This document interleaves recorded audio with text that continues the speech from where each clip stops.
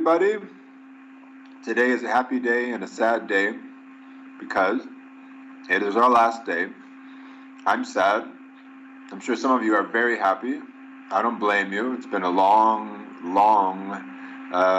pandemic, and I have had the chance to have engagement with so much of your research and your studies, and I get so excited about everybody's research, and then you just go away. It is like that year after year, but it is also very exciting to know that somehow I had a hand in some of that, at least indirectly. And today we're going to kind of talk about what happens at the beginning of the end, basically. So you finish your process of writing your article, you have it all ready and polished, you've proofread it, and then what happens? Well, there's some things to keep in mind, and I want to talk about those things today. Before I do, though, just a quick word about a couple of things from last week. As I said, I was extremely impressed with the videos that I saw, which showed me that you guys can translate your articles, translate your research for a broader public. And so with the Flipgrid, which now there are hundreds and hundreds of videos on there, you can now you can go through a couple of videos, a few videos that I've selected, which are called mixtapes in Flipgrid. So I separated them out. One is a Flipgrid in Portuguese, or rather a mixtape in Portuguese, and the other one is a mixtape in English. Not that one is better than the other or anything, but I separated them out because I just thought, well, there are so many in English that actually they deserve their own space. So I was very, very impressed. The other thing I want to talk about is, beyond the excellent research that you presented, is that the professors that presented to you last week about divulgação científica, they also wanted to let you know that there's another event that's coming up called Pint of Science. I don't know if you've heard of that event before. And it's another chance for you guys to talk about your research, or at least to hear what other research there is going on around. So let me share with you a little text about that those people who talked last week shared with me. There's a hashtag, meu pint de pesquisa, and they say, além da participação dos pesquisadores que discutirão ciência, tecnologia e sociedade nos painéis, o Pint of Science Online Curitiba convida outros cientistas a mostrarem suas pesquisas durante o evento. A proposta é que professores e estudantes de graduação e pós-graduação publiquem seus estudos nas redes sociais dos dias de evento com a hashtag meu pint de pesquisa. A sugestão é que as postagens tenham até 5 fotos e legenda de até 10 linhas. Uma curadoria será feita pela equipe organizadora do Pint Curitiba para exibir algumas publicações sobre pesquisas no evento online. So I do recommend that you try that out, or at least get to know the event. These events about divulgação científica are really interesting, and as I said, the mixtape that I put on Moodle will show you just the incredible range of things that there are out there.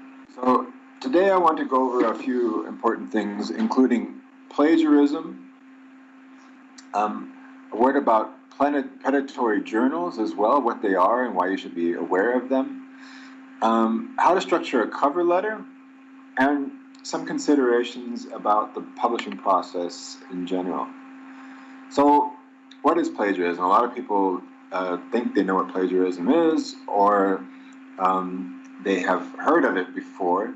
We've even had a case recently in the university where there was a possible suspicion of plagiarism going on, but a lot of people actually don't really think about how to avoid plagiarism, and actually how plagiarism, if you try to avoid it in the wrong way, how that can actually hurt your writing. And so we're going to look at that today. In the United States, and actually now in other places of the world too, there is a system called Turnitin. This Turnitin system is an automated software to help identify possible textual appropriation, possible plagiarism. And Turnitin put out a white paper talking about the 10 types of plagiarism that system identifies. And just to give you a scope of the different types of plagiarism that they talk about, there's the act of submitting another person's work, word for word, as one's own. That's what they call the clone. There's the one which is the Control-C, which is taking a piece that contains significant portions of a text without alterations and just copying and pasting. Then there's the one that is number 3, the find and replace, which is changing keywords and phrases but retaining the essential content of the source in the paper. And here you can see that there are basically, if you keep going down, there are various degrees of ill intention. So with the clone, obviously, and I have, as a professor, have experienced this. You basically know that the student had the intention of using somebody else's work without giving the other person credit, just to complete an assignment. The same thing with Control-C, especially the number 3 with the find and replace, where a person has the intention of trying to fool the system by just adding some synonyms to words. But there are also ones that are less clear, like, for example, number 5.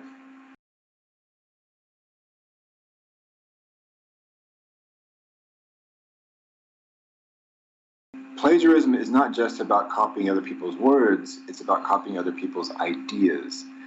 And then leaving those ideas out there as if those ideas came from you.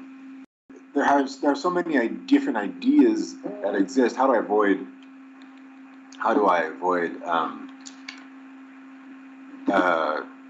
not accidentally plagiarizing one?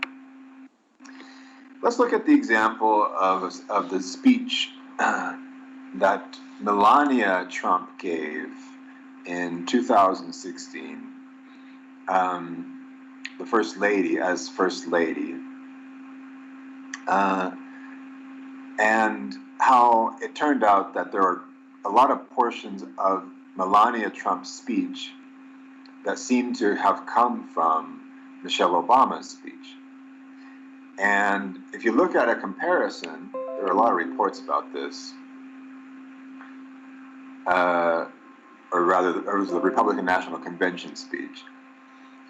There are so many points in the text that it's not necessarily the words themselves, although the words themselves were clearly plagiarized. It was the ideas that also caused a general sense of plagiarism. And we look at a few examples. So in the Michelle Obama DNC speech there on the left, you see, Barack and I were raised with so many of the same values, that you work hard for what you want in life, that your word is your bond, and you do what you say you're going to do. And then Melania said, from a young age, my parents impressed on me the values that you work hard for what you want in life, that your word is your bond, and you do what you say and keep your promise. Well, this is beyond coincidence. And even though there are some parts of the phraseology used by Melania that are different, for example, Michelle saying when Barack and I were raised, and Melania saying from a young age, those two ideas are the same. Michelle is referring to their youth growing up, and Melania is referring to herself growing up. And then Michelle Obama talks about values. Melania talks about values. Michelle Obama talks about working hard, and Melania Trump talks about working hard. And then Michelle Obama actually uses the phrase, word is your bond, and Melania Trump uses the phrase, the word is your bond. And then Michelle Obama says, do what you're going to, you do what you say you're going to do, And then Melania says you keep your promise, which is synonymous, of course, with the first idea. Essentially, the whole thing is an egregious plagiarism. This is a good example of plagiarism. There's no question that it is. Even though the actual words are different, it's not that someone did a Control-C, exact Control-C and a Control-V, a copy and paste of the exact words. There are some words that are different, but clearly, even that it's the same. There are some words that are exactly the same, but clearly the ideas expressed are essentially the same. Even the sequence in which the ideas are presented is essentially the same. So the whole thing is just, you can go through it and there's just so much that's copied. And these ideas that are copied from Michelle Obama were presented as if Melania presented them as if they were her own. Now, of course, what Melania said was that she didn't write the speech, somebody wrote the speech for her, so it was the speech writer that plagiarized. Well, fair enough. Still, it doesn't matter. Since Melania presented the speech, by that presentation, even if she didn't write the speech herself, if people hadn't gone back and seen Michelle Obama's speech, they would have thought those were original ideas, but they weren't original ideas. Those weren't Melania Trump's ideas. And of course, that just, for a long time after that, it just put a dent in Melania Trump's credibility. Now, that's something that's politics, it's media. In an academic level, your credibility is obviously of paramount importance. And so you don't want that to be threatened by any way, certainly not jeopardizing your own credibility as a researcher by even accidentally plagiarizing. There are just tons and tons of examples there between the two speeches that leave it no doubt. But I like to compare plagiarism not necessarily to something that should be avoided, but something that can actually be, if you do it right, can be a good thing. Not plagiarizing, but using other sources.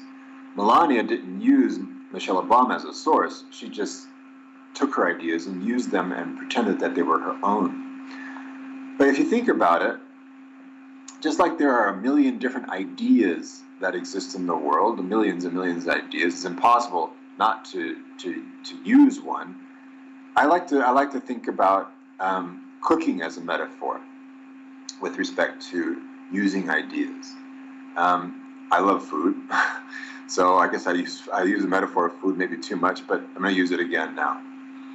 Now here you see before you a different set of ingredients: tomatoes, onions, basil, garlic, mushrooms, and so on. This photo, though, and of course olive oil, this photo is actually supposed to represent the kind of ingredients that one would use to make a spaghetti sauce. I like making my own spaghetti sauce. I don't buy ready-made sauce. And of course I have my own mix of the way I do it myself.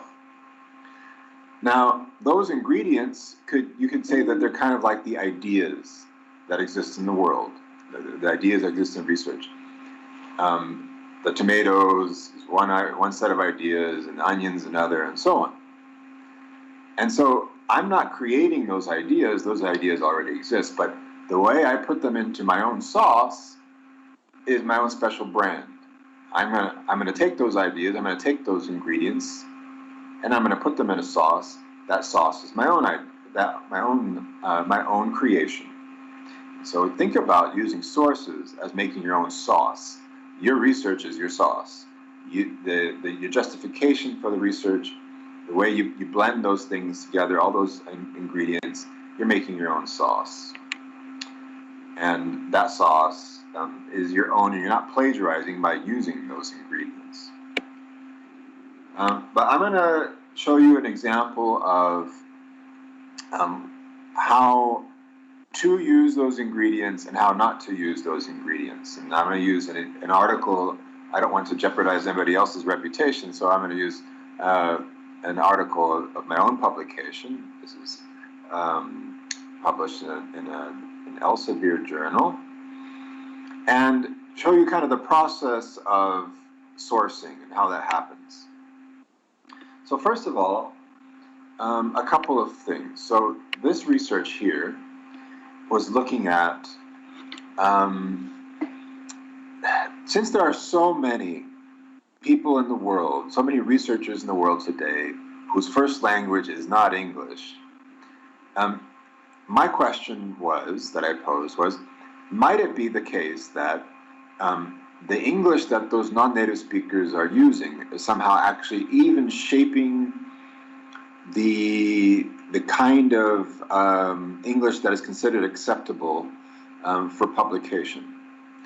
And I introduced this theme about the possibility of non-native speakers of English and international research publication through the lens of acceptability, because a lot of people believe, and we talked about this at the beginning of this course, that non-native speakers suffer some kind of linguistic prejudice and more rejections because of the language they use. So in my introduction, I talk about this subject, and I say in the first sentence you see of this paragraph, on the other hand, there is evidence that language alone may be somewhat of a red herring when it comes to manuscript rejection. Okay, so first of all, the word red herring there is an unusual expression. It's not a common one. The word red herring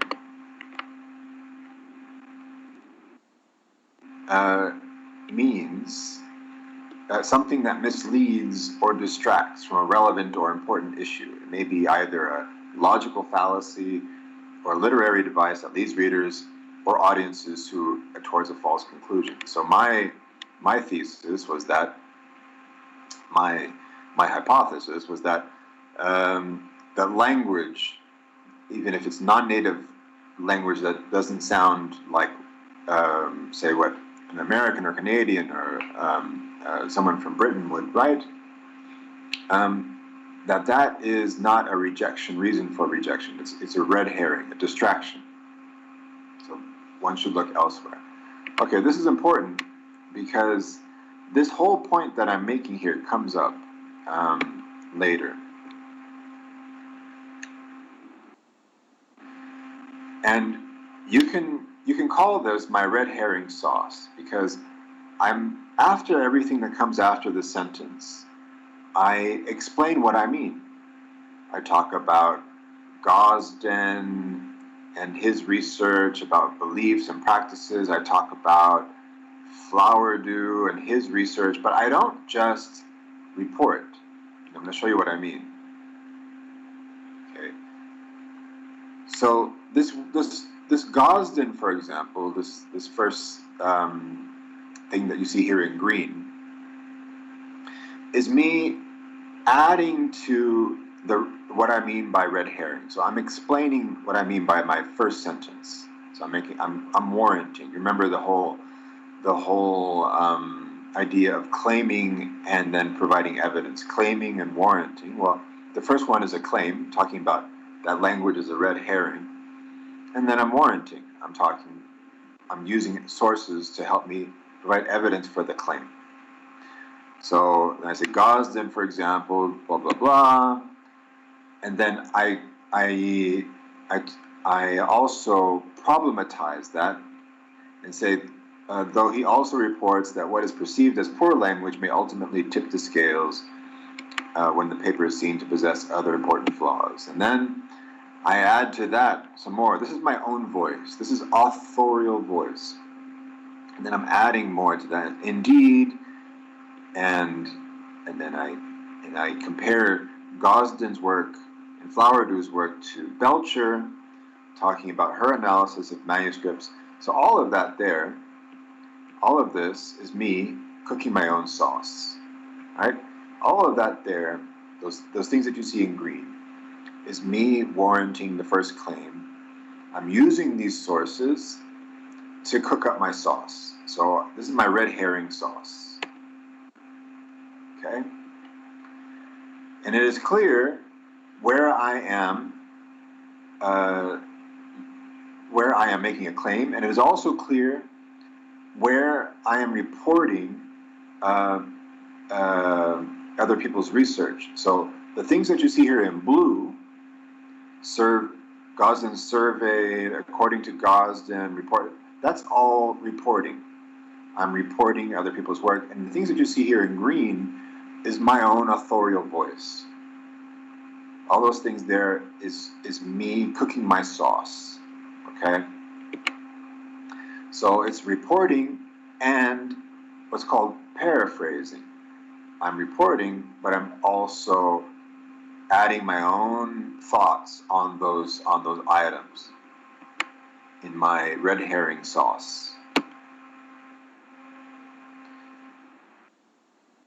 And even though that looks really gross with a fish on tomato sauce, that's what I cooked up there in that one paragraph. That just gives you an example. Okay? Now, going back to this article, of course it was published, and I included some works in there that later on, as you'll see, showed up in other articles. And this one here, I talk about Moranin et al. 2016 talking about their views on writing for academic publication. Let me show you where this quote came from. So as you can see there, in this quote at the bottom of the paragraph, I have parts of it that are quotes, some parts of this that are in quotes, and other parts that are not in quotes. So for example, here I say, Moranin et al. State plainly that writing for academic publishing in English is in effect now writing in English as a lingua franca, and then no quotes, potentially giving rise to a language form that arises out of cross-cultural collaborations, thus adapting in lexis and structure. So I've interrupted the quotes with my own linking of those ideas. But of course I put the quotes in there and I put the page number, so it's clearly sourced. I attribute this to a source, so it's not plagiarism. I'm just adding this to my sauce. That quote came from this book, the Routledge Handbook of English for Academic Purposes, and it was this chapter here, this English as the Academic Lingua Franca, which was totally relevant to the study I was developing. And in that chapter, I found this passage, which I used in my study. Writing for academic publishing in English is in effect now writing it in English as lingua franca. What this implies is that we are facing a language form but see, I knew that I wanted to use this part that's being pointed to here with the yellow sticker. Writing for academic English, publishing in English is in effect now writing in English as lingua franca. I wanted to use that because these people here, especially the first author, is somebody who's very well known and whose voice was somebody I wanted to use because it holds a certain amount of weight. This assertion that she makes or that the authors make is very important. But what comes after that, I found to be a little bit less relevant to what I was writing. It was less relevant to my red herring sauce. So this part here where she says, what this implies is that we are facing a language form that arises out of cross-cultural collaborations, and as is the want of language, it adapts in lexis and structure. So that first part there of the sentence I didn't see as relevant to the point that I was making, the sauce that I was cooking. But the part where she says adapts in lexis and structure, well, that I knew was useful. So here is the original. Writing for academic publishing in English is in effect now writing in English as lingua franca. What this implies is that we are facing a language form that arises out of everything that you just read. okay? And then what I wrote was this here. You be the judge if you think it is plagiarism or not. And why not?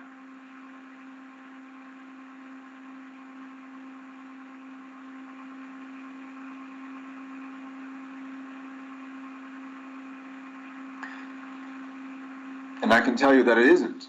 It isn't plagiarism because it's all set within the idea that I originally created. So I'm developing my own thesis. I'm talking about English as a lingua franca in international publication, and I'm framing that discussion in my own way, cooking my own sauce. And then I use this source, the Maranian et al. 2016 source, and I clearly cite them, and then I add my own voice and state plainly that, and then I use a quote. But then I even go further, and I kind of add my own voice in the middle, saying potentially giving rise to blah blah blah, thus adapting in. And so I'm putting those thoughts together. I'm taking a tomato, I'm taking an onion, and I'm taking a garlic that was created, these ingredients that were brought by Maranian et al., and I'm chopping them up my own way to contribute to the sauce that I'm making. So everybody knows that I didn't invent tomatoes. Everybody knows I didn't invent garlic, but the sauce that I'm making, it has my own flavor attached to it. And it's clear that I'm cooking it up my own particular way here. And that's okay, because I'm not changing the meaning of the original authors, and I've sourced it, and I'm adding it to my own ideas, my own sauce. All right, so where am I going with this? You can see the parts that are the same, and then what parts that are added by me. Basically, my own voice, my own sauce cooking.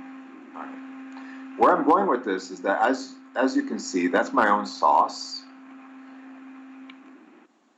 But I want to talk to you about something that happened that's related to this, that is an example of how you shouldn't use sources. So I received an invitation to review an article that apparently was related to, it was in a theme that was similar to the one I had written in, and I read this article with a lot of interest because obviously it was related to something that I'm interested in. But then, as I'm reading, I noticed something that sounded familiar to me. Let's see if you can catch it in this passage here.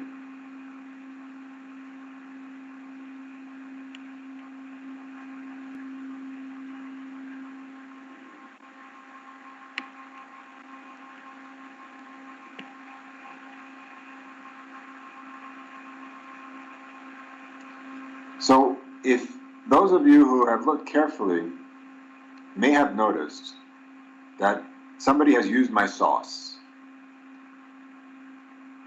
Somebody has attributed a quote to Maranian, Yeninin, and Yeninin and Ranta 2016 that actually wasn't their quote. It actually came from me. So let's look at this here, right there. That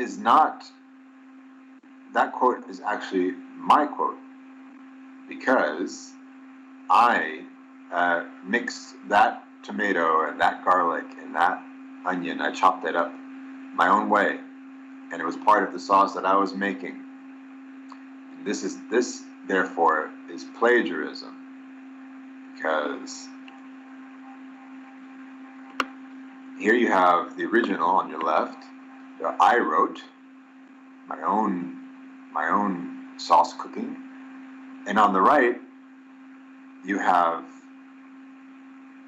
the original, rather you have what the authors submitted as being theirs. And what they did was basically, what this shows is that they simply took my quote and they used it without looking at the original source.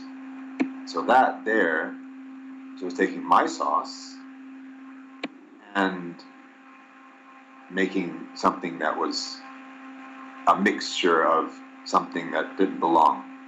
That's plagiarism. And this is a problem because more and more journals are becoming more and more sensitive to this.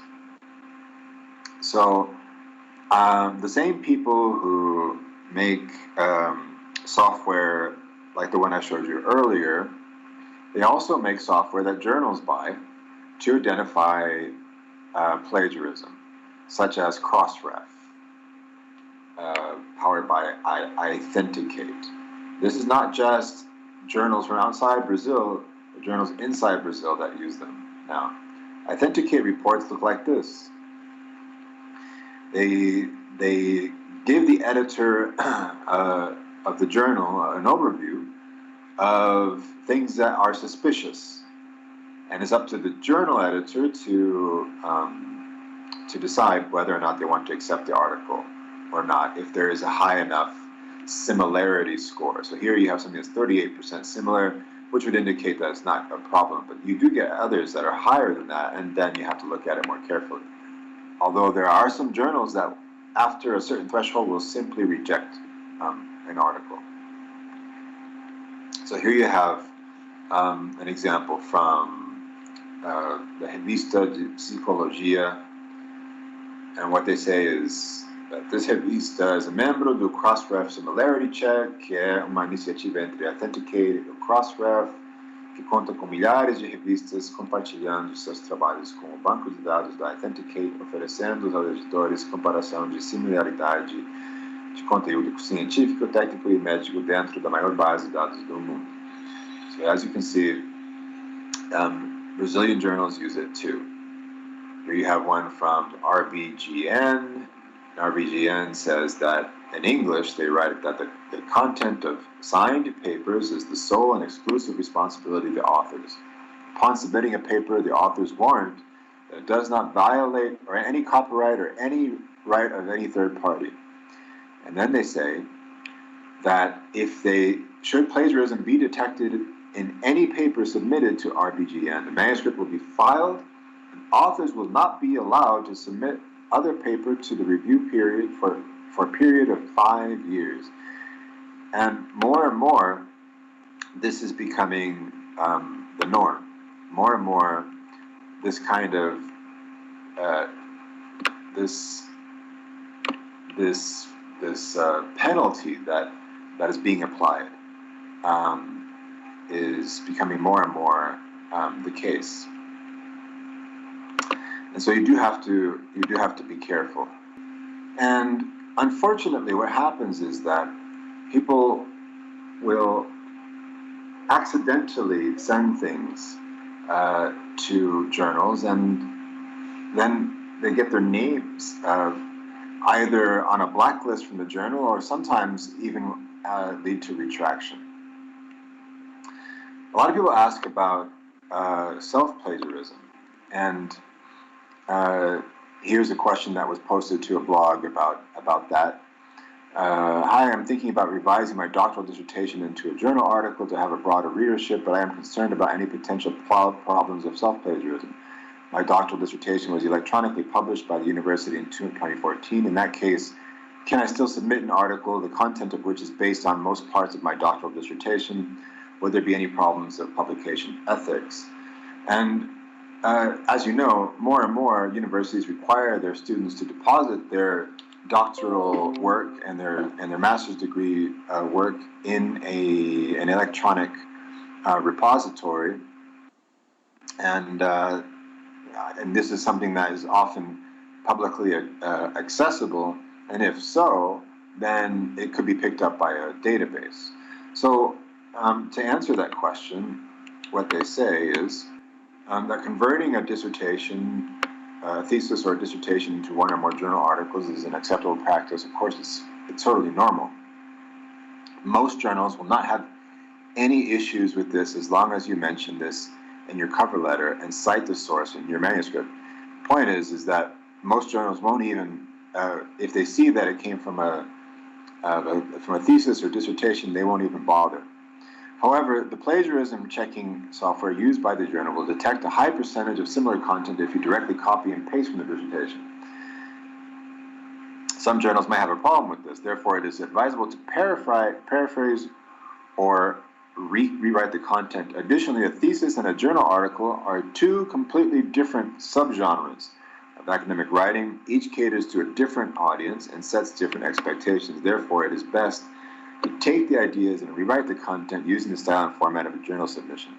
So there are two parts that are important here. First of all, in your cover letter, which we're going to talk about today, you should mention that your article emerged from a thesis or dissertation. That way, they'll know.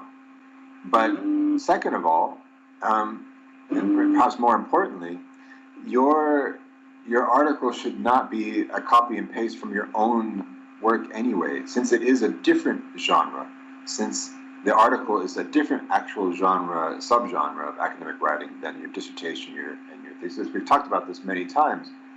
You should actually try to rewrite your work into an article, and then you don't have to worry about it.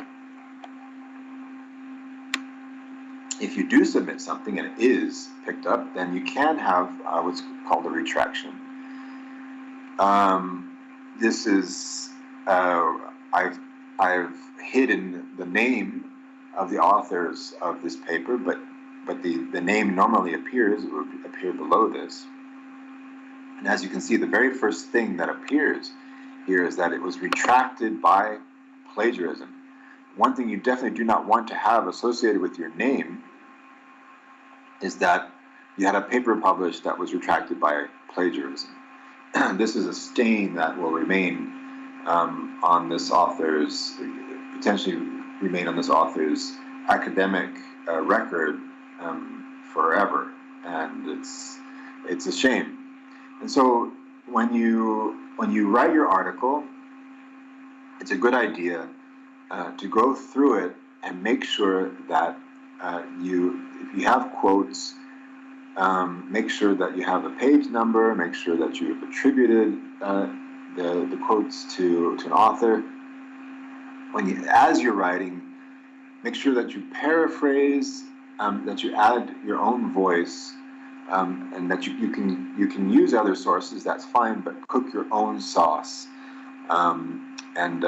You shouldn't avoid using other sources, just be careful to mix in those tomatoes, those onions, and those mushrooms, etc., into something that is your own, genuinely your own. Okay, next thing I want to talk about, seems like I'm talking about only negative things today, is predatory journals, because this is a concern that's grown, and it's grown a lot in the last number of years. So, if you go to YouTube, you can find a video. I think I'll post it on Moodle anyway, from this author Marcelo Perlin. He's from Urgis. He gave a talk last year, or the year before last, about predatory publishing. What he found was that predatory publishing has become a real threat. In fact, these predatory journals have now even entered into qualis, which means that there are researchers in Brazil who find that there's a journal in qualis, and they submit to that journal because it's ranked in there, and it creates this kind of vicious circle. But what is a predatory journal, and why should you avoid it in the first place? Well, let me give you an example. Those of you who are professors or have a lot of research published, you get invitations all the time to review papers, but you don't necessarily get a lot of invitations to submit a particular paper. Whenever I see this in my inbox, in my email, I'm immediately suspicious. If I see somebody saying, invitation to submit my paper, I think, why? What is this? You know the old expression, if it's too good to be true, it probably is. Immediately, I don't even open these anymore because I know that they're just basically spam. But let me take you into the world of what a predatory publisher looks like. This is that journal, the one if I open this email and I go to the journal, this is the journal. The International Journal of Language and Linguistics. It is a predatory journal. It has everything to make it look legitimate, right? Because it has an ISSN here at the top. It has a legitimate enough looking website, I suppose. But then if you look down, it says, Dear Martinez R. Well, that's a very strange way to greet somebody. To call somebody by their last name, comma R. Immediately that's suggestive of that I have just been found in some database somewhere. Okay, but let's go on. Dear Martinez R. Greetings. Again, that sounds very strange to me that somebody would just say greetings. It's something that, in old 1950s comic books, aliens said as they descended from their UFOs. And then it says, we are writing to show you our deepest impression on your previous article titled, and that just sounds very odd to me. You're writing to show our deepest impression. Now, first of all, it's clear to me that this was written by a non-native speaker, but that's not the issue here. It's that it sounds unprofessional. It looks very unpolished. And so that is immediately a sign. I've already said that the email itself, the invitation itself, is a sign that it's probably something that is predatory. The language used here is also a sign that it is a predatory journal. Let's go on. Yes. And then even the title of the journal, International Journal of Language and Linguistics, I look at it, and first of all, I think I've never ever heard of this journal. It sounds close enough to other journals that I've published in or have cited from, but I've never heard of this journal, and moreover, I've never read any articles from this journal. So that also is definitely a sign. Yes, and another thing. If you see a website that says that they'll publish in 20, 30, 40, 50, 60, 70 days, or any days like this, any promise of fast publication actually, of course, detracts from the appearance of legitimacy of the journal, but also it should be a red flag that the journal itself is probably predatory. And the language, as I pointed out, is very strange. It sounds unprofessional. It's another red flag. If you look, another place to look is at the editorial board and the language used throughout the journal. So here you have invitation to submit your article. We invite, and then they add, look at the parts in bold at the top here. It says, we invite you to send other unpublished works of related fields to the journal. Latest research on this published article is also welcome. So just send us anything, basically. And then if you look at the editorial board, they say, first of all, they say, join us as the editorial board member or reviewer. Okay. And if you look at the editorial board, let's first look at the indexing. So indexing is, of course, where people go to find your article to begin with. If your article is not, if the journal is not indexed anywhere, nobody will find it. If you look at the indexing here, I look at it and I think I've never seen any of these before. At least they're not, maybe WorldCat, but the other ones that they don't sound familiar to me. I don't see these very often. And there's some here that just look very strange, like this beta version of the Polska Bibliografia Naukowa, whatever. That sounds just bizarre to me. That looks very, very strange, because it's not what I see in the journals. It's not in the journals that I publish in or that I cite from do not use this indexing. But the journals that I publish in, like the Journal of English for Academic Purposes, to look at their indexing, then I see that there's Eric and there's Scopus, and there's MLA. They're all things that, to me, look familiar. Not that. Okay, but getting back to the editorial board, if you see things like this, like Science PG is calling for editor-in-chief for this journal, that's not a good sign. If you want to become an editor-in-chief, just send us an email. That is definitely not a good sign.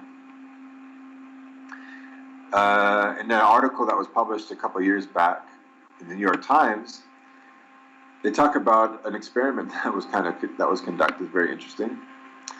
So the group of researchers invented a fake academic, Anna Zust, which in Polish means fraudster. Anna Zust applied to legitimate and predatory journals asking to be an editor. She gave them a resume in which her publications and degrees were also total fabrications, as were the names of the publishers of the books she said that she contributed to. So it was all fake. Not only her name, her identity, but everything that she had ever produced was just all fake. So the legitimate journals rejected her application immediately. Okay, that's a good thing. But the predatory journals, 48 of them out of the 360, I should say questionable journals, actually made her an editor. So yeah, welcome. And 4 of her made her editor-in-chief. One journal sent her an email saying, "It is our pleasure to add your name as our editor-in-chief for the journal with no responsibilities." That is definitely a sign that is a predatory journal. So let me just finish this part before I move on to cover letters, to say that I can speak from experience because I was a victim of a predatory journal once. I was part of a research group in the UK, and the research PI, the principal investigator, had received, it was very well known, received an invitation for a journal, this is back in the days when predatory journals weren't that well known, to publish. Now this person who was the PI, because he was so famous, didn't think it was that strange that he would receive an invitation, and didn't even look into the journal very much, just since we were all under pressure to publish, because one of the promised outputs of the research was to publish in a journal, an international journal. And this journal was the International Journal of something, something, something. He said, "Great, we have the invitation. We don't even have to go through a rigorous review process. We'll go ahead and publish our research there." So then I wrote the article. I wrote up the research. We submitted it. Of course, it was published because they had already invited us to publish it. And then I basically forgot about it. Then a few years later, when I'm writing up I was doing something for a grant, I thought, I better include that paper that was published to add to my credits, and I couldn't find it. The paper could not be found. The only way I could actually find this journal and the paper in it was to put the title of the article in quotes, and I found it somewhere buried in some weird indexing service. And so it doesn't appear in Google Scholar. You won't find that in my Google Scholar publications, even though it was something that I wrote. It was a pretty decent article, but it's gone into the black hole of research. Nobody will ever see it. And so people say about predatory publishing, "Oh, yeah, you shouldn't, they make you pay," and all of that. Yeah, all of that's a shame. If you pay for something, that's even worse. But paying for your article to be published is not unusual in some areas, in some sciences, some journals. It's normal to have to pay for open access, for example. The paying thing is not really the issue. It's the journal itself. You go through all the trouble to research. You go through all the trouble to write your research up and to publish it. It's all that time. It's your reputation. To then have it lost is not a good thing, and it just damages. It can damage your name, and you can have something that's just lost forever. And as happened to me. So don't let that happen to you. Okay. So now on to cover letters. So cover letters is something that basically all journals ask for. For example, this Journal of Molecular Biology, they say each manuscript is to be accompanied by an electronic cover letter outlining the basic findings of the paper and their significance. So sometimes they ask for an attached letter. Most of the times these days, it's the electronic letter. You can just fill it out. But the important thing is this last point, is that you should talk about the basic findings and their significance. Now, they say that, but how does that work in practice? Well, there's a certain formula that these letters follow, and I'm going to talk about that now. How to talk about your basic findings and the significance. So, what is a letter? What is the structure? And I'll talk about a few tips. First of all, why is it important? Well, kind of like when you make a first impression with somebody, you want it to be a good one. And the editor that receives your submission, your cover letter might be the very first thing that person sees. So you do want to you want to take a lot of care with the language. So if you're submitting in Portuguese, then you should proofread. But especially if you're writing this in English, and English is not your first language, you want to make sure it's done well. This is something you do want to polish, because if it's really poor English, it immediately might set off some alarm bells with the editor, who then might actually look for problems in the manuscript. So if they see a cover letter that's got really poor English, then they might think, uh-oh, this is just going to be a lot of work for a reviewer. I don't want to trouble a reviewer with this manuscript. They might look at the manuscript and then just kind of glance at it and say, oh, that's something that we don't want to give to our reviewers. On the other hand, if you do have a cover letter that's well formulated, well, then you can have more confidence that the editor is going to look at it and look at the scientific merits and not the language. I compare it to like a piece of candy. You want to taste the thing inside, not look at the wrapper. And that's what you want with the editor. You don't want him to look at the wrapper of your candy. You want him to look at the candy or taste the candy. It's your chance to sell to the editor, so that's your chance to make it clear what's new, what's exciting about your research.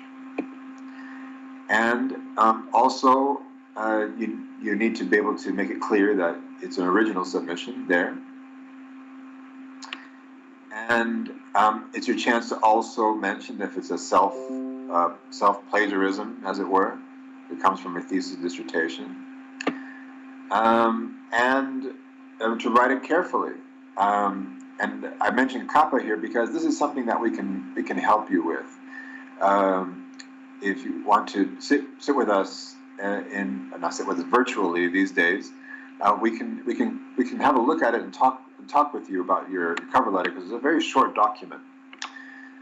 The document itself basically consists of a summary of your research, why it's important, why you chose the journal, being clear that you haven't submitted elsewhere, and then sometimes, in some cases, journals will ask you to recommend reviewers. And this last point about recommending reviewers, it's also ones that you can also say if you want to avoid a particular person because you might have a personal conflict with that person. So if you have a particular line of research that is very sort of specific, and you know that there's a good chance that it could land in the hands of a particular person, but you know that there's a particular conflict with that person, you could mention that in the cover letter as well. All right, so here's an example from something that I've written. Dear editor, we have the pleasure of submitting a phrasal expressions list for your consideration. So here you have the title. The paper presents a corpus-derived list of the 505 most important useful word expressions in English. So saying what it is, what the research is about. One unique feature of the list is that since it contains frequency information that matches, and so I talk about the unique feature, meaning what is special about it, what's its main contribution.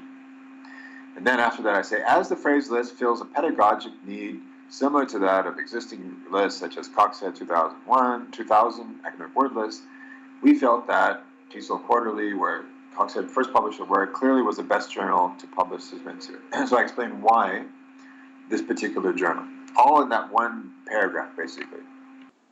What you have here is a brief one-sentence summary of the research, why it's important, and what's new about it, and why this journal. Another tip for you is that you can look at the journal itself that you intend to submit to and look at their specific guidelines to the authors. So here in the Journal for English Academic Purposes, for example, I can look at what are they looking for exactly, and I can kind of borrow those ideas and put them in my cover letter to make it clear. Okay, this is what you want, and this is what I'm providing. That matches what the journal wants. So I'm going to look at the guide for authors. You can download this information often in a kind of author information pack, or you can find it online. And you can look at what the journal is looking for, what it covers, what kind of article does it want to publish, and you can then use some of the words like here in the context of academic study and scholarly exchange. I can say I can frame my research that I'm proposing to be published in that journal, and borrow some of the words that the journal uses and say, this is what you guys are looking for, and here's what I have, and this is why it matches what you're looking for. On Moodle, where I have provided a template for a cover letter that will, you don't have to use it exactly the way it is, but you can adapt it. It's editable, it's in the Word document, so you can use this template to help you. And this is on Moodle, and you can download it. Again, it's not something that you can or should use. You should use exactly the way it is, but it's something that you can adapt for your own purposes. I also have included on Moodle what are called replies to reviewers. I'm going to talk about that next. So, you know Jaws, the movie Jaws. Well, I want you to imagine the typical music from Jaws, right? The background score. How's it go? Something like doo-dum, doo-dum, doo-dum, doo-dum, doo-dum, doo-dum, doo-dum. Now, that's the way I feel sometimes when I receive this in my email. This word, this decision on manuscript. And this will happen to you soon, too. You will receive an email after you have sent in your manuscript, a decision from the journal. And a lot of people feel like, oh my gosh, I don't want to even open it. You might call your friend over and say, hey, so-and-so, you come over here and open this for me. I can't even bear to look because you spent so much time working on that article. You have so much at stake. But usually what happens is, the good news is that if you've done your due diligence, if you have structured your manuscript right, if you paid attention in this class, then you have a good chance of it not necessarily being accepted right away, but being accepted, what's called a revise and resubmit, rather than rejection.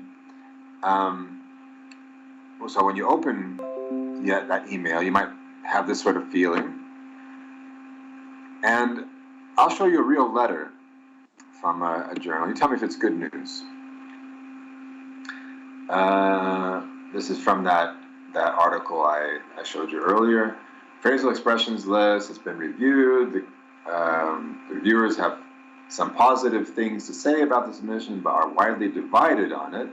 They suggest some major revisions, and I would like you to read the reviews carefully to take account of what they say in the revisions. The main problems are an inadequate discussion of theoretical and terminological issues, and the wisdom and feasibility of providing decontextualized lists for some kind of general English. I have to say I have a great deal of sympathy with this last point, and I would like any revision to contain a very strong justification for this enterprise. I would be very grateful if you could address these in the text and in a letter to me in your resubmission. Please note that revisions should be submitted within 6 months. Anything received after this time will be treated as a new submission. When you open this and you get this kind of message, I hope you do, it means that they haven't rejected it. And if the journal hasn't rejected it, it means that you still have a chance for it to be published. And so it's a cause for you to celebrate. Here's another one. Dear Dr. Martinez, blah, blah, blah, listening for needles and haystacks has been reviewed. And then they say, the reviewers have identified a number of areas where changes will be necessary before we can consider your manuscript for further publication. I would like to invite you to respond to the reviewers' comments and revise your manuscript. However, I must emphasize that this is not an offer of publication. We really hope that you will rework your article and take account of these points. So you might think, oh no, I've been rejected. Well, actually, it means that I still have a chance to resubmit this, and therefore, it's time to celebrate.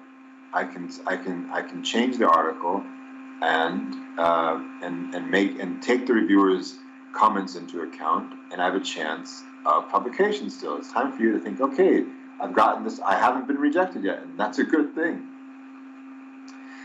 But the key thing is, how do you reply to the reviewers? Replying to the reviewers is a very, very important part of this puzzle. So how do you reply to reviewers, or first I should say, how do you not reply to reviewers? First of all, don't be defensive. Oops, for some reason my camera has disappeared on me here for a second. Let me fix this. It's very easy to be defensive. And the reason for this is that you have worked, especially if you're a less experienced researcher, you've been working on, imagine your doctoral dissertation for a long time. It's your baby. And a lot of times, you have a lot riding on this baby. It's like a big bet that you've made in Vegas, and it's your baby, and you're still trying to build your academic reputation as a researcher. You submit it, and you just want people to love it. Of course, they're not going to immediately love it. They're going to have some things to say about it. What can happen is you get those criticisms back from the journal, and you think, hey, how can they talk about my baby that way? You should not be defensive. You have to be, whatever the opposite of defensive is, that's what you should be. So you shouldn't be defensive. You also don't need to reply to every single point in that is made by the reviewers. And I'll talk more about that in a second. So you don't automatically need to agree with all the criticisms, and you certainly shouldn't reply with emotion. So in other words, don't show that you're angry. This is related to being defensive. What you should do, you should start by thanking the reviewers. You should be thankful for their criticisms. I mean this in truth, because these people took time to read your manuscript, to think carefully about what they wanted to say, and they took time out of the day in the vast majority of cases without any kind of payment for their services. So you should thank them. Start with that kind of tone. Make sure that you reply to the main comments. So you don't necessarily have to reply to every single point, but you should be able to identify some main concerns that the reviewers have, and especially if both reviewers have the same concern, make sure that you do reply to them. And if you don't agree, then definitely stand your ground. Don't say, oh yes, I'll change what you told me to change, and even though if you don't agree with it, there may be things that they misunderstood. No matter whose fault that is, it doesn't mean that you should change it if based on the misunderstanding. If you feel that the reviewer has not understood your point and you don't agree with their criticism, then defend yourself and say, well, actually, I don't agree with you. Don't reply with emotion, but say, I don't agree with you because of X, Y, and Z. And you should definitely reply specifically and in an organized way. That means replying point for point. And on the website, on Moodle, there are 3 examples of how to do that, how to format reply so that you have, for example, on the left-hand column, what the reviewer said, and the right-hand column, how you addressed it. Be that specific. And if you are that specific, if you are that careful in your formulation of reply, that's a good sign for the reviewer. The reviewer will read that and say, okay, this person took my comments seriously. They took time to reply and respond in a very careful way. And so immediately, if they look at a document that is clearly has clearly taken into account their concerns about your manuscript, that gets them on your side, and because they know that it takes a lot of work, and if you do address adequately all their concerns, they'll basically run out of excuses not to publish your research because they asked you for changes. If you've met those demands, then you have a good chance of being published. It's as simple as that. So just to recap, say thank you to the reviewers, as you see here as an example. Again, this is on Moodle, so you can see this, you can download it. Thank you for the constructive comments made regarding the manuscript. They were very useful, and all the points were given careful consideration. Something like that. And then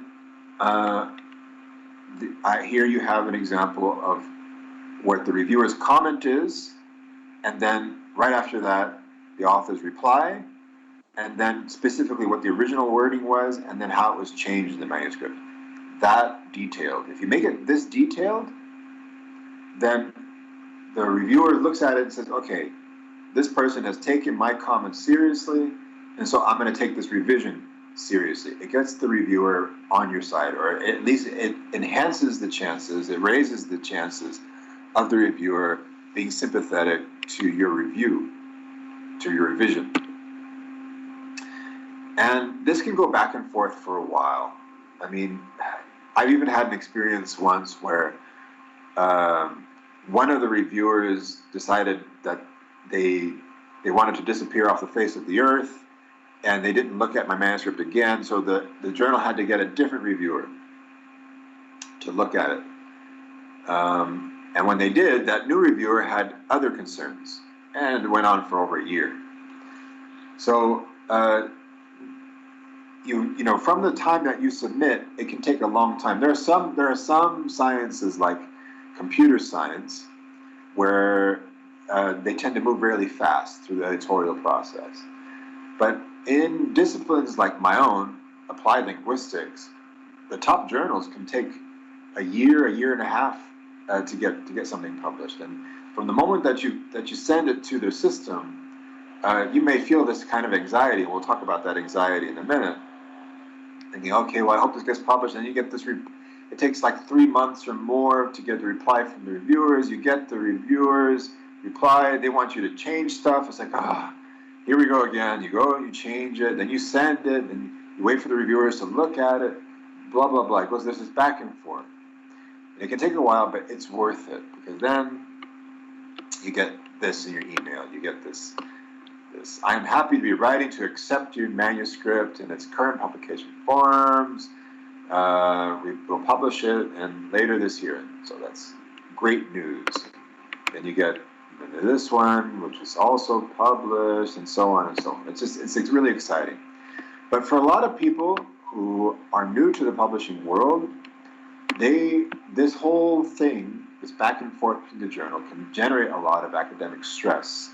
I think it's worth talking about this because I want you to be aware, just like earlier in this course, I wanted you to be aware of imposter syndrome, because talking about it and being aware of it is part of the way you can address it.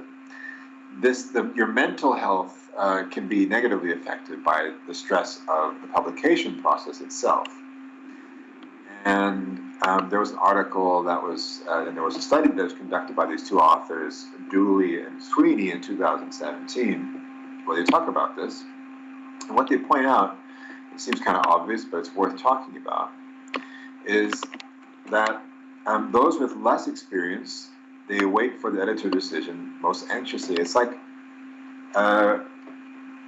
you know, if you have those of you who use WhatsApp, you know that if the other person has read your message, right, because you see like a little blue check mark there, or unless you turn that feature off, but in most cases you see if there's a blue check mark there, the person's read it.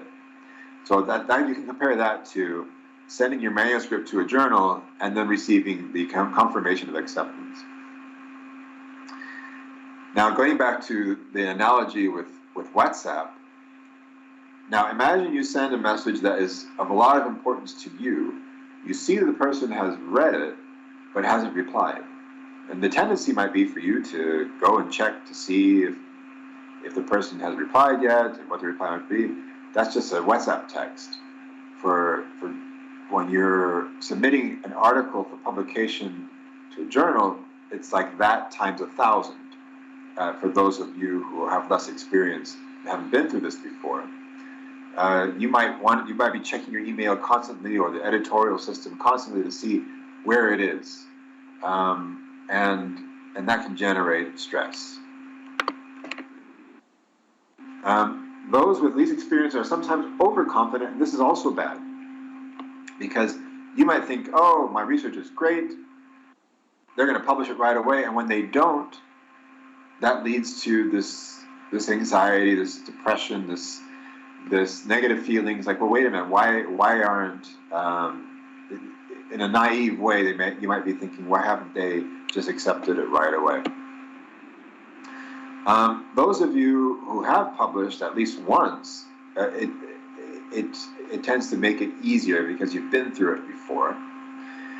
And interestingly, first authors might feel the most anxious due to the investment, because the ones who are first authors are usually the ones who did the bulk of the writing, or who are most responsible for the research to begin with. And in the cases of you guys in postgraduate programs, doctoral and master's programs, you're going to have often your orientadores, your advisors, as your co-authors, but you will be the first author. And so your research advisors, your orientador, will be like, okay, cool, I've got so-and-so handling this.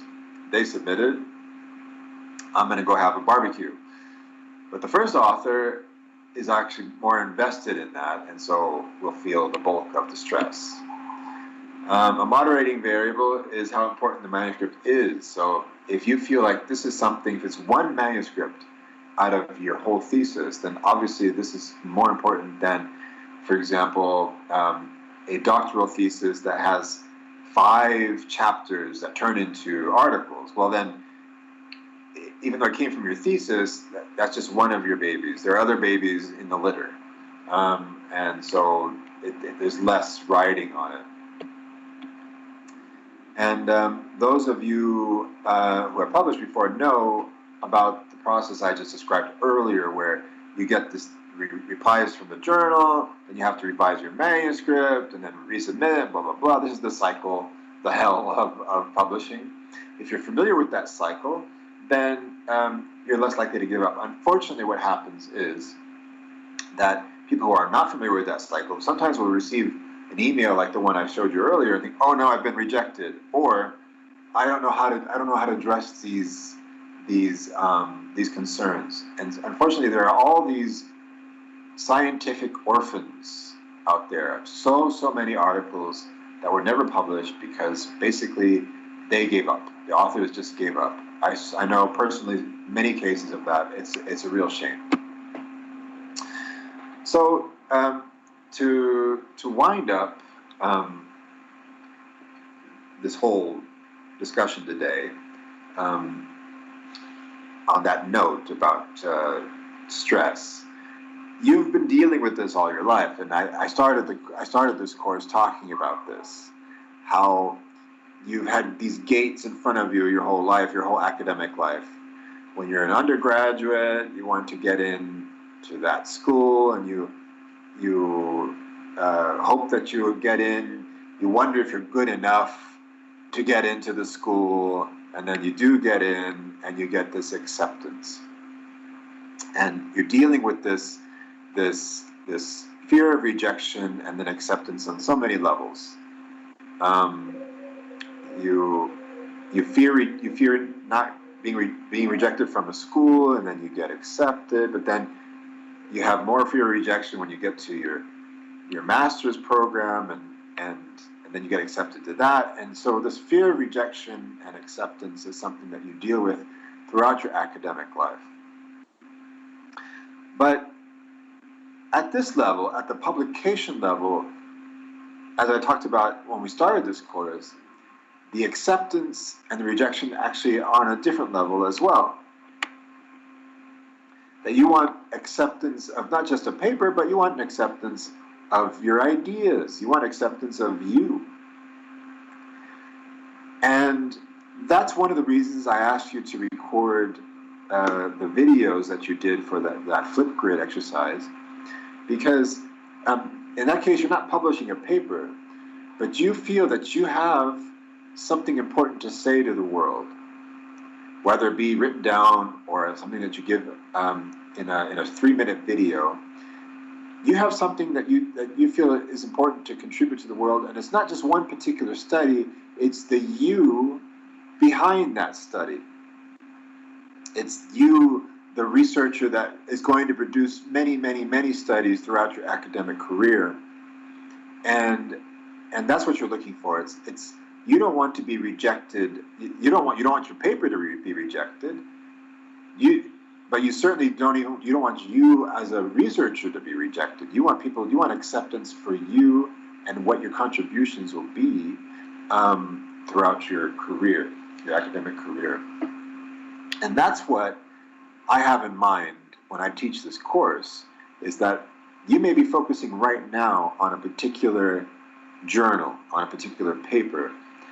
But what I hope is that what I contribute to here is not acceptance of one paper, but acceptance of you and your ideas long-term through an academic career. To have your ideas spoken to the community that you want to address it to as wide a community as possible, or whatever is appropriate for you. To have your voice expressed and your ideas brought across to the whole world, if that's what you want. That's what I hope that you can achieve now, with more confidence than you did before this course started. So I just want to leave you with that. I want to thank you for the opportunity. As I think I mentioned at the beginning of this course, what all of you have in common, I believe, and I saw this when I watched the videos, those hundreds and hundreds of wonderful videos, is that even though they talk about all different specific lines of research, they have one thing in common, basically, which is you are all trying to make the world a better place in your own ways. All of that research that you guys are talking about address something that has an impact on our world, on people, that can have an impact on people's lives, a positive impact. You're not trying to tear this world apart. You're trying to make this world a better place. With all those wonderful studies that I heard you talk about in that exercise, the video exercise. And so I am in a privileged place, and I thank you for that opportunity, because I am in a real privileged place that you opened the door a little bit for me during the short time, these 12 weeks that we're together. You opened that little door for me to have a peek into that world and maybe influence that in the slightest way possible. That the knowledge that somehow I may, in my own little way, have contributed to getting your research heard by as many people as you want that research to be heard by. The fact that I may have influenced that even just a little bit is extremely exciting to me. I love hearing all about your research.